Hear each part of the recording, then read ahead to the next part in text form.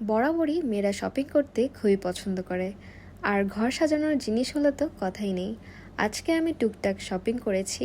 নিয়েছি 3টা পর্দা লকার, 2টা গোল্ডেন আর একটা ম্যাট কালার, আর নিয়েছি ছোট্ট একটা ফ্রাই প্যান, শুধুমাত্র ডিম ভাজি করার জন্য এটা নেয়া। আর নিয়েছি ছোট্ট একটা ফুলদানি। আমার নতুন ভ্যানিটির জন্য আমি একটা ব্রাশ হোল্ডার নিয়েছি।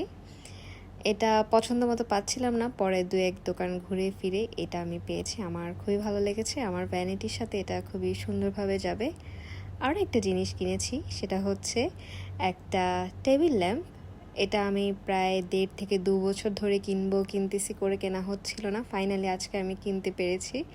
তো আমি অনেক অনেক খুশি এই টেবিল ল্যাম্পটা কিনে। আমার এই টুকটাক শপিংগুলো আপনাদের কেমন লেগেছে আমাকে অবশ্যই কমেন্ট করে জানাবেন। সবাই ভালো থাকবেন, আল্লাহ হাফেজ।